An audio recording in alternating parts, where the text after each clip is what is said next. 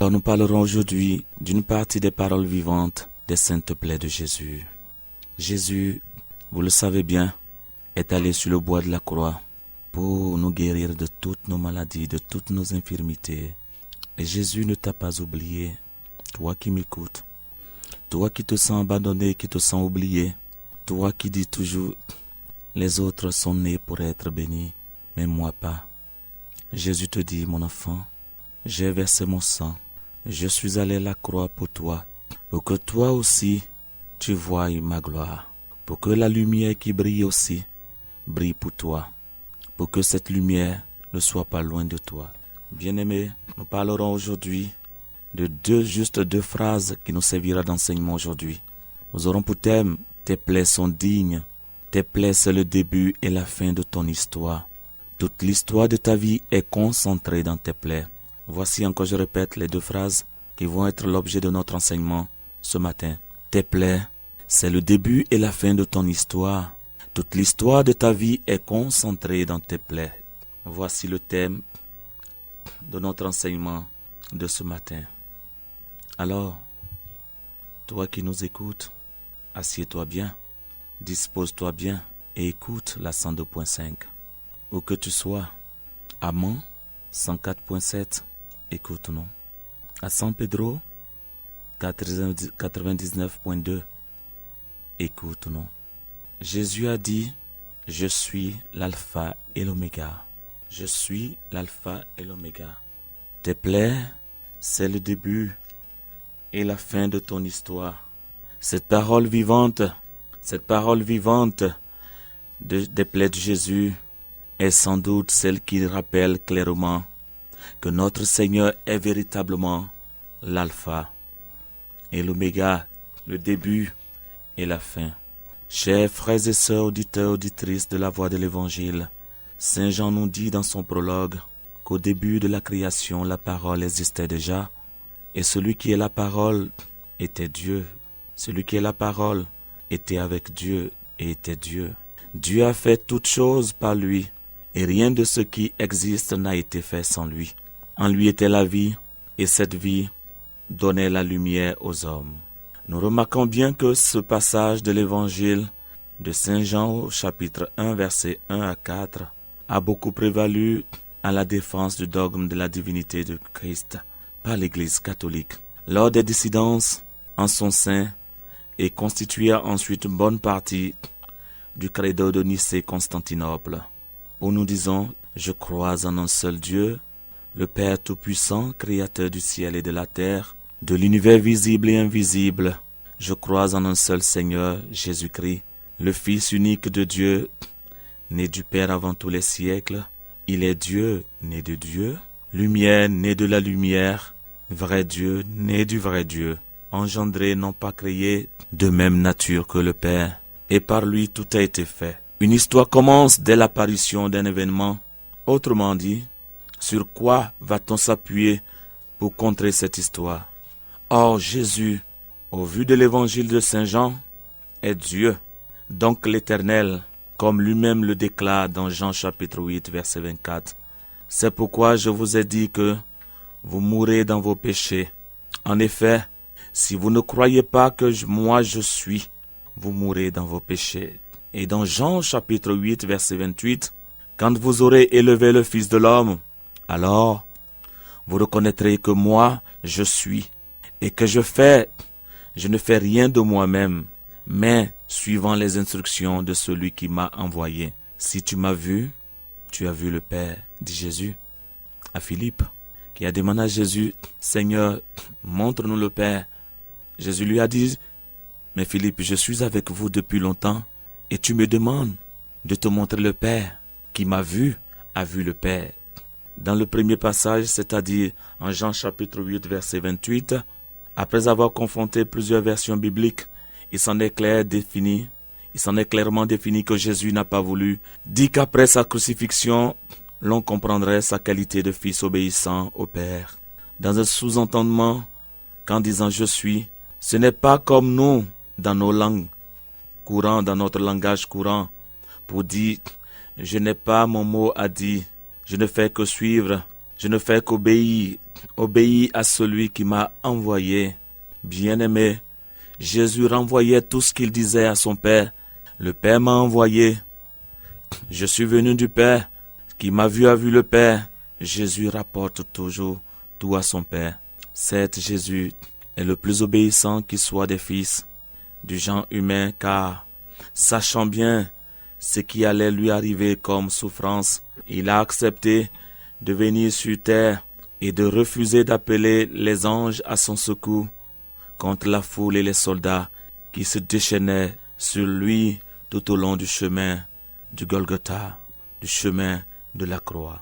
Mais si nous nous souvenons d'un de ces bourreaux qui assistait à la fin de sa souffrance sur la croix, il a dit, en voyant la gloire dans laquelle Jésus mourait, vraiment, il était le Fils de Dieu. Nous retrouvons ce passage en Marc, le chapitre 15, verset 29.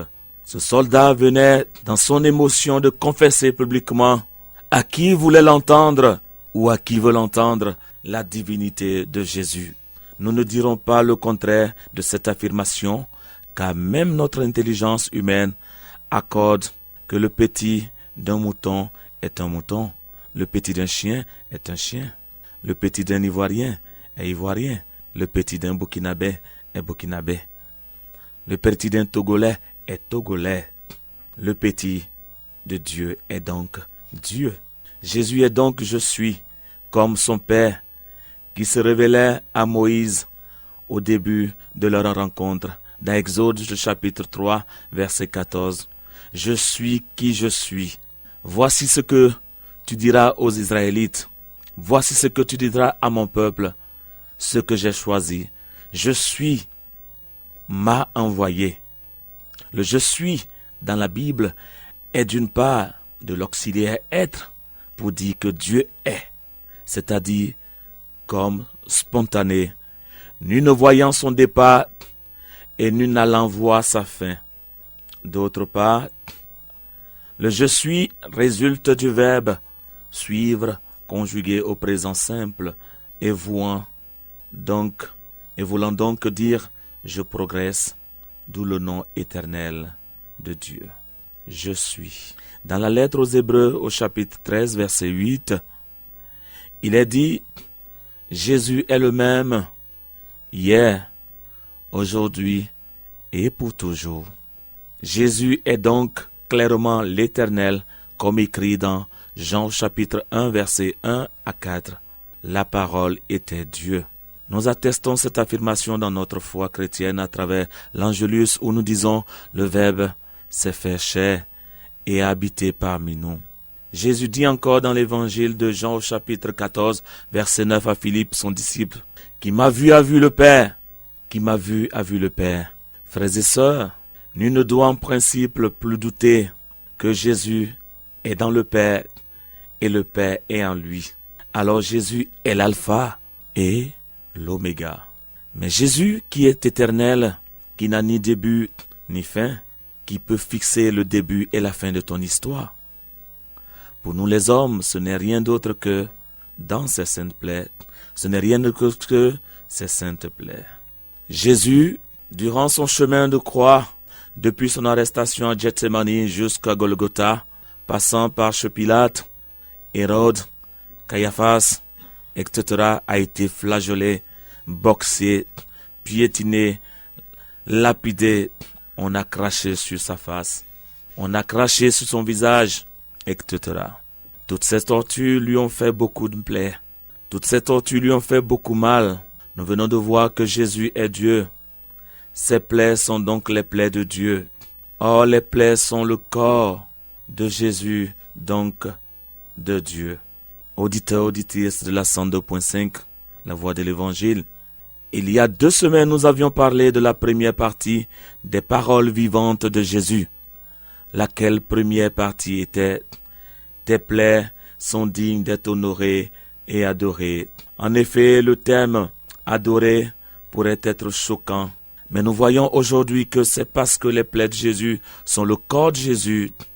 Donc Jésus lui-même est par conséquent Dieu le Père. Mais Jésus, dans l'enseignement des paroles vivantes de ses plaies à la sœur Marie-Made Chambon, dont nous parlerons spécialement au cours d'une émission plus tard, disait à la suite de la phrase « Tes plaies sont dignes d'être honorées et adorées. » Ceci, c'est le début et la fin de toute chose. Tes plaies, c'est le début et la fin de ton histoire. Toute l'histoire de ta vie est concentrée dans tes plaies. En Jean chapitre 12, verset 27, Jésus nous parle clairement. Jésus nous dit clairement qu'il est venu pour souffrir en disant ceci: « Maintenant mon âme est troublée. Et que dirais-je, Père, délivre-moi de cette heure. Mais c'est pour cela que je suis venu jusqu'à cette heure. » Alors ce n'est pas sur terre que Jésus a pris connaissance de l'avènement de ses plaies. Il avait déjà en esprit avant de descendre, de venir sur terre, avant de prendre la condition humaine excepté le péché, pour être parmi nous, avant de prendre chair de la Vierge Marie par le biais de l'Esprit Saint, l'autre personne de la Sainte Trinité. Il avait déjà connaissance du procédé ou de la procédure de ses plaies. Jésus savait que ce sont les fautes des hommes qui allaient lui réaliser, qui allaient permettre ou qui allaient lui coller des plaies sur son corps. Jésus savait, depuis qu'il était au ciel avec son Père, combien de plaies et combien allait être sa souffrance, parce que bien-aimé, Jésus, dans son omniscience divine, le savait déjà. Il savait tout. C'est au vu de ces péchés, des péchés des hommes sur la terre, que le Père a décidé le projet du salut de l'humanité par les maîtrises de son Fils. Il ne restait plus que le Fils prenne connaissance du projet qu'il y adhère et la réalise. Nous aurions donc jamais connu Jésus s'il n'était pas venu sur terre pour accomplir la mission de ses plaies. Tout ce qui a été obtenu, fait de par le temps passé, qui en sera ainsi en notre temps et au temps à venir, par Jésus, aura été grâce à ses plaies. C'est pour ses plaies d'abord que Jésus est venu sur cette terre. Il a profité pleinement. Il en a manifesté. Et il a vraiment manifesté ses plaies pour que nous soyons guéris, pour notre délivrance, pour notre réconciliation avec son Père. Si donc toute l'histoire de la vie de Jésus est concentrée dans ses plaies, comment Jésus a commencé son enfance alors? L'agneau, Jésus l'agneau, qui allait enlever le péché du monde, comme dit Jean au chapitre 1, verset 29, va venir selon le projet divin de son Père, que lui, Fils, a été mandaté à réaliser. Mais pour réussir cette mission qui est le sens de l'amour du Père pour l'humanité tout entière, selon qu'il est écrit dans Jean chapitre 3, verset 16 au verset 17, « Dieu a tant aimé le monde qu'il a donné son Fils unique. » Jésus et son Père vont développer une stratégie pleine de mystères, voire toute folle. Jésus aura à livrer sa divinité à la pauvreté et à la douleur. Heureusement, il laissera entrevoir pour les plus raffinés d'esprit qu'il faisait toutes choses volontairement afin d'accomplir les désirs de son Père. Jean chapitre 5, verset 19 au verset 20. Ainsi, il commence par naître d'une femme, et non comme Adam est venu directement de la main de Dieu, mais en prenant soin de marquer sa divinité par le fait qu'il n'aura pas été d'une procréation après des rapports entre hommes et femmes. Marie, sa mère, confirme cela dans Luc au chapitre 1, verset 34 au verset 35 à l'ange Gabriel, qu'elle était vierge. Dieu tenait à révéler aux hommes que son amour pour eux est véritablement grand. Nous, à notre époque actuelle, avons en réalité plus de chance que les gens du temps de Jésus. Je le dirais ainsi. Maintenant, nous avons l'avant, nous avons le pendant et l'après de Jésus dans nos vies pour savoir qu'il était vraiment le Fils de Dieu et que c'est volontairement qu'il est allé à la croix. Il a dit: ma vie, c'est moi qui la donne. Je la donne librement et j'ai le pouvoir de la reprendre. Nous avons toutes les preuves. Nous savons que les rois mages sont venus lui rendre hommage à sa naissance selon Matthieu chapitre 2 verset 10 au verset 11, malgré l'étable où il était né, car il en était digne. Cet épisode de l'enfance de l'enfant Jésus, l'agneau de Dieu, qui devait enlever les péchés du monde par ses blessures, par ses plaies, dû à la croix, nous enseigne son autorité. Jésus nous rappelle que son autorité subsiste même sur le chemin de la croix, dans Jean au chapitre 18, verset 6, où les soldats ont reculé pour tomber à la connaissance que c'est lui qui était vraiment là devant eux. C'est lui, le Fils de Dieu. À la suite de cette scène, Jésus a recommandé à Pierre de ranger son épée quand celui-ci cherchait à le défendre. Il avait dit à Pierre que s'il le voulait bien, il demanderait à son Père d'envoyer à sa rescousse des légions d'anges. Qu'un si puissant homme naisse dans une étable et souffre durant son enfance comme cela a été, ne peut que cacher le mystère. L'histoire de la nativité, déjà ainsi très mystique, laisse le scandale de la croix naître aussi avec elle, en frères jumeaux. Jésus venu spécialement pour la croix est né dans une crèche sans l'aide d'un médecin, même amateur. Il avait comme premier lit une mangeoire et premiers amis de pauvres et de vulnérables petits bergers. Jésus crée le contraste en s'attirant de puissants rois venus de lointains et très lointains terrestres pour l'adorer. Il semblait annoncer la fin de son histoire au milieu des hommes, en tant que Jésus homme, Dieu homme. Puisque Jésus homme est fini, élevé à la croix, attirant lui de toute personne, attirant lui des contemplateurs, pauvres et riches. Les rois mages étaient ceux qui dormaient dans les meilleurs palais et meilleurs lits du monde, ceux qui faisaient l'objet de toutes les convoitises. Et ils ont bravé ténèbres, froid, soleil, tempêtes, de sable, attaques des bandits, des bêtes sauvages, pour venir pour venir jusqu'à Bethléem. Jusqu'à Bethléem, voir la naissance du Messie. Jésus pour définir déjà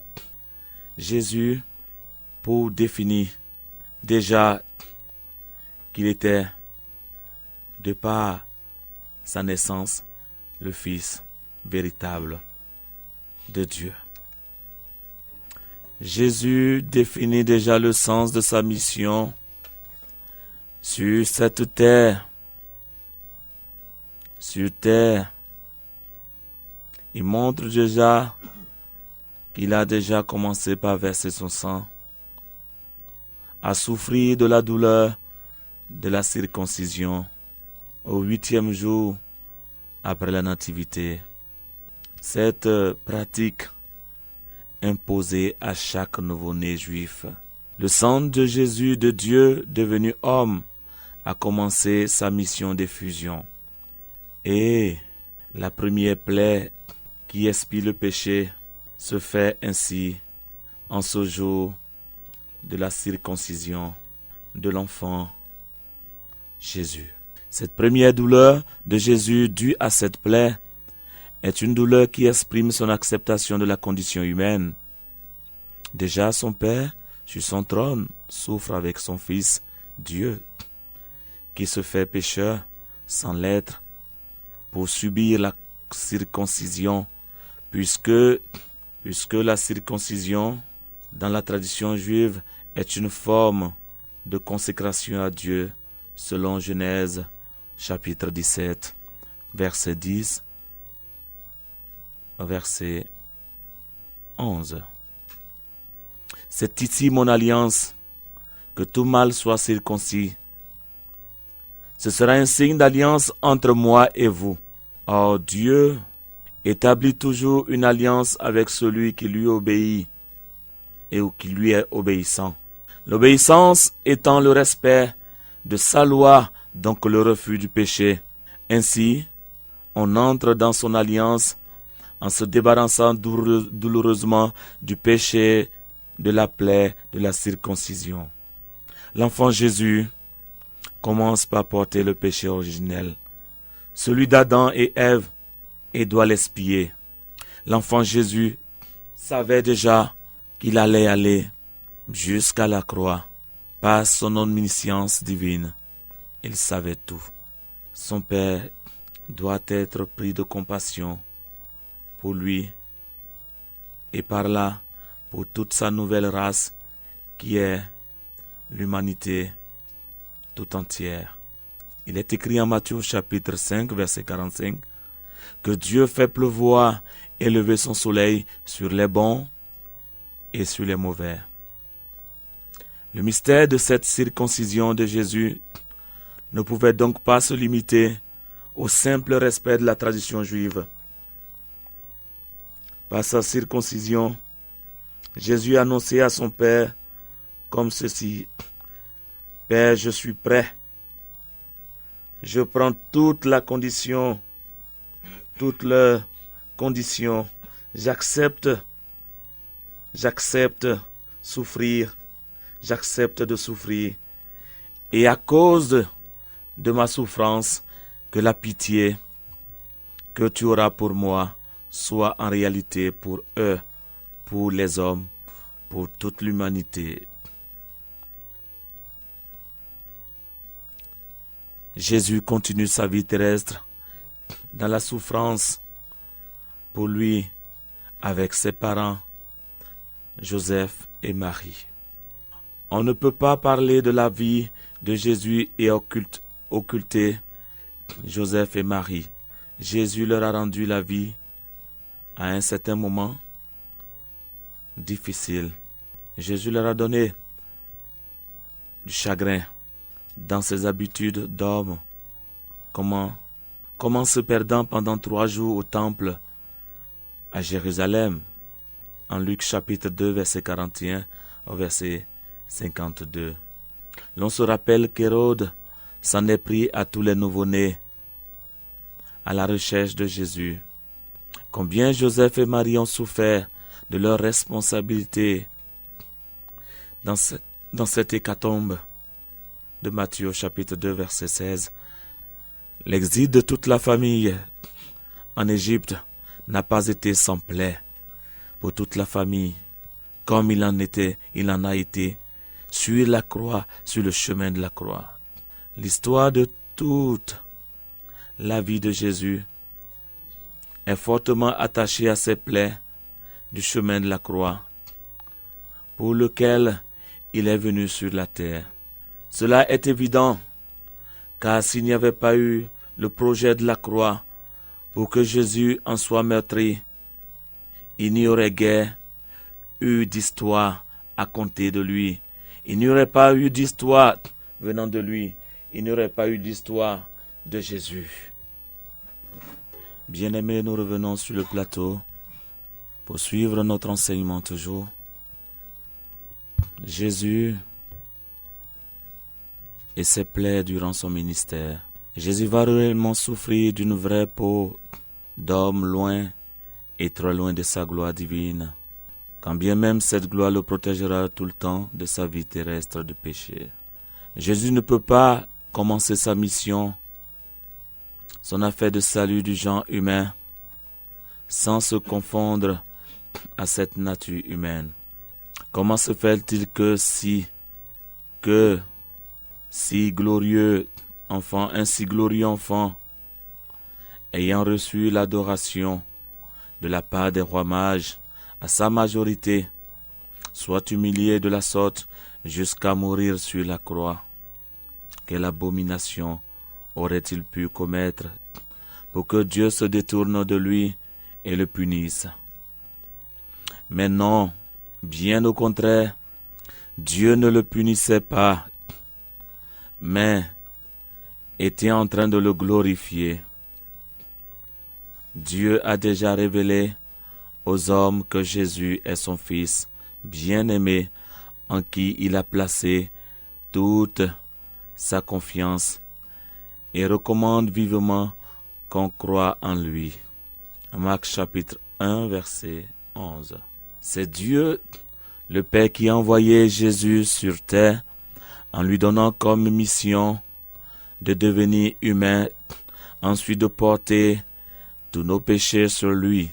Mais pourquoi devenir nécessairement humain d'abord, avant que les hommes soient sauvés? Rappelons-nous que Dieu dit que sa parole, quand elle est prononcée, elle ne revient pas à lui sans avoir accompli ce pourquoi elle est sortie, ce pourquoi elle a été prononcée. Isaïe 55, verset 11. Or, Dieu a maudit la race humaine après la désobéissance d'Adam et Ève en Genèse chapitre 3, verset 16 au verset 19. On voit sur tout le fil de l'histoire de l'humanité que quand bien même Dieu a regretté le déluge, n'a pas chassé la mort sur la terre. Il n'a pas retiré la punition par la maternité douloureuse à la femme. Il n'a pas retiré le fait qu'il faut travailler pour manger. Dieu a proclamé sa parole, quoique maléfique, sur le genre humain. Et c'est ce qui se passe. Pour ne pas être infidèle à sa parole, Dieu a souvent institué comme des calmants aux douleurs que sa parole inflige aux gens humains. C'est en cela que malgré les péchés d'Israël, il ne l'a jamais abandonné, car il a proclamé une bénédiction éternelle sur lui à travers Abraham, puis par Jacob, dont le dernier nom est Israël. La valeur de la fidélité de Dieu à sa parole a permis à beaucoup de nations qui étaient amies à Israël de s'évader aussi de l'Égypte pendant l'exode avec les Juifs. C'est pourquoi dans l'Ancien Testament, il est écrit que dans Exode chapitre 12, verset 38, je cite, « Israël sortit d'Égypte suivi d'une grande multitude. Dieu aimant Israël répand ainsi les mérites de cet amour jusqu'à ceux qui aiment Israël, car le peuple ami Israël constitue pour lui une richesse. Et Dieu ne peut pas détruire la richesse de son propre peuple, comme Jésus le dit en Matthieu chapitre 12, verset 25. Qu'aucun royaume ne se dresse contre lui-même, au risque de s'autodétruire. Jésus a donc pris la peau d'un homme en se faisant homme, mais en demeurant toujours fils de Dieu et permettant ainsi à son Père de considérer favorablement le double statut qu'il occupe, fils d'homme et fils de Dieu. Dieu, pour sauver son Fils de la souffrance, sauve en même temps toute la race humaine, d'où Jésus appartient aussi, car Dieu aime la race humaine qu'il a créée à son image et à sa ressemblance. Dieu aime la race humaine où Jésus s'est fait énormément d'amis, à commencer par Marie sa mère, Joseph son père adoptif, ses 12 disciples, Marie-Madeleine, Lazare, Marthe, Zachée, Nicodème, Claudia la femme de Pilate, le centurion romain, etc., etc. Jésus, durant sa vie terrestre, a beaucoup communié avec les habitants de la terre, prit leurs péchés sur lui en les fréquentant, en disant que ce qui était péché selon la loi et qui était puni n'était plus péché, lavage des mains, respect du sabbat, distance avec les lépreux, les prostituées, les impies, etc. Il fallait que Jésus, dans son ministère, viole toutes ces lois, qu'il en fût jugé comme il se doit, et qu'il en fût exécuté selon la parole de Dieu, qui ordonnait au temps de Moïse de tuer quiconque travaillait pendant le Shabbat. De la même manière que Dieu a sauvé la multitude, parce qu'elle a eu l'amitié d'Israël, il sauve les hommes par Jésus, qui leur offre aussi son amour, amitié et amour. En réalité, Jésus disant qu'il était venu parfaire la loi, c'est pour la rendre plus tolérante auprès de son Père qu'il appliquait durement pour y remédier. En réalité, c'était pour la rendre plus tolérante auprès de son Père qu'il appliquait durement. Pour y arriver, il fallait que Jésus, dans sa peau d'homme, aille contre la loi et qu'il en soit réprimandé, afin que dans l'élan de glorification que son Père devait lui manifester au bois de la croix, retombe comme annulation de tous nos péchés selon la loi. En effet, celui qui désormais travaillait le jour du sabbat ne pouvait plus être vu comme pécheur aux yeux de Dieu, car cette personne ne serait qu'en train de se comporter comme Jésus, qui a travaillé nécessairement aussi le jour du Shabbat en guérissant un homme malade. Dans Matthieu chapitre 12, verset 11 au verset 12. Dieu ne considère plus certains de nos comportements aussi durement qu'auparavant à cause de son Fils. Avant que son Fils ne soit tué à la croix, il a fallu qu'il soit d'abord accusé. Mais quand on regarde, les Juifs avaient leur loi que malheureusement eux-mêmes ne maîtrisaient pas pleinement. Ils ne comprenaient pas pleinement cette loi que Moïse leur a transmise de la part de Dieu. Moïse lui-même ne l'avait pas bien comprise non plus. C'est vrai. Il y avait des maladies, des guerres qui tuaient à l'époque, mais il y avait aussi beaucoup de bavures, que la loi faisait beaucoup d'erreurs dans son application. Beaucoup étaient jugés et tués selon la loi. Le fond de cette loi ne disait point que le couple ou le coupable ait vraiment péché, moins encore qu'il soit tué. C'est Dieu qui avait donné cette loi. Les lois en ont fait ce qu'ils voulaient. Les hommes l'ont transformée en leur faveur, en l'appliquant selon leur compréhension et leurs désirs. Il fallait donc la revoir, et cela à travers le projet de la croix depuis le ciel. Quand Jésus dit en Matthieu chapitre 5 verset 17 au verset 20 qu'il est venu parfaire la loi et que nous disions que cette démarche avait déjà été entreprise au ciel, ne veut pas dire que la loi était tordue à son origine, c'est-à-dire depuis Dieu. La loi est venue réexpliquer. Jésus est venu réexpliquer la loi comme il l'a fait dans Matthieu chapitre 12, verset 3, verset 4.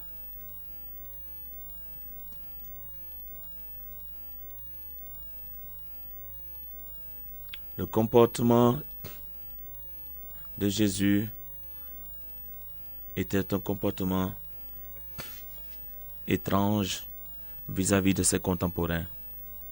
Matthieu chapitre 12, verset 3, verset 4, en expliquant le droit que David et ses compagnons se sont donnés pour entrer dans le temple, là où c'est seulement le prêtre qui a accès, pour pire manger le pain consacré, sans que cela fût un péché.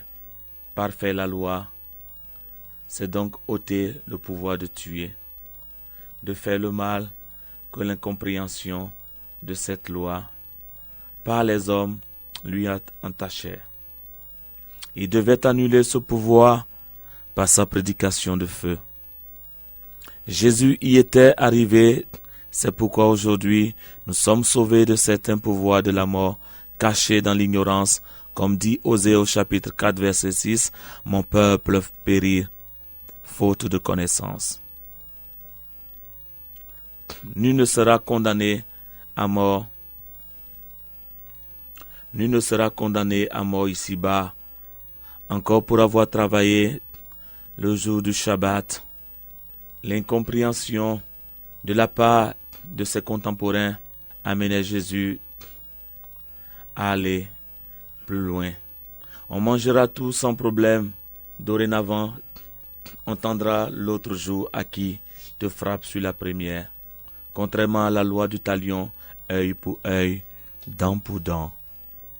Jésus a libéré l'humanité qui croit en lui, en permettant au Père de voir les plaies fraîches, béantes, ensanglantées, causées par les tortures, dans l'exercice de sa prédication, au travers des nouvelles circoncisions, qui sont le baptême, la pénitence, la vie dans la charité, etc. Le comportement de Jésus qui a causé sa mort avait vraiment libéré les gens qui étaient trop persécutés par la loi. Jésus a apporté le discernement, la liberté de raisonner sur les affaires religieuses, politiques et sociales. Jésus avait arraché le monopole de Dieu aux grands religieux et l'avait nationalisé comme les révolutionnaires de notre temps le font. C'étaient des comportements que les dignitaires d'Israël et de Jérusalem, en particulier, ne pouvaient pas tolérer. Il fallait coûte que coûte arrêter cette révolution en arrêtant Jésus, son jeune leader de 33 ans seulement, le torturer jusqu'à mort, non seulement pour le punir, mais que ses disciples aient peur de poursuivre la révolution. C'était une révolte d'ordre social, car Jésus enseignait la paix, l'amour, la cohésion, l'intégration des personnes marginalisées, comme les pauvres, les lépreux, les malades, etc. Révolte spirituelle de Jésus, car Jésus disait que Dieu voyait tout le monde de la même manière, que Dieu n'avait point de préférence suite à la place dans la société que tel ou tel occupe. C'était une révolution politique, car il réclamait au roi de juger juste, de respecter les droits des citoyens et de ne pas les brimer. Alors, chers auditeurs de la 102.5, la voix de l'Évangile, nous allons poursuivre notre temps d'enseignement. Jésus nous dit en Jean au chapitre 10, verset 25 au verset 26, « C'est moi qui suis la résurrection. Celui qui croit en moi vivra même s'il meurt. Et toute personne qui vit et qui croit en moi ne mourra jamais. » Alors, crois que les plaies de Jésus sont le début et la fin de son histoire avec toi. Crois que toute l'histoire de ta vie est concentrée dans ses plaies. Chers amis auditeurs et auditrices, nous allons bientôt vous donner un temps d'antenne afin que nous puissions tous partager, prier pour vous, partager et intercéder encore pour vous. Nous sommes pour ceux qui nous prennent en marche à l'émission à l'école des Saintes Plaies de Jésus. Et pour la fin de cet enseignement, je voudrais simplement conclure. Ne vous éloignez jamais des plaies de Jésus. Ne fuyez pas la croix et les plaies de Jésus. S'il n'y avait pas eu de croix et de plaies de Jésus, je pense pas qu'une communauté puisse naître, que l'Église soit vivante, que l'Église soit présente.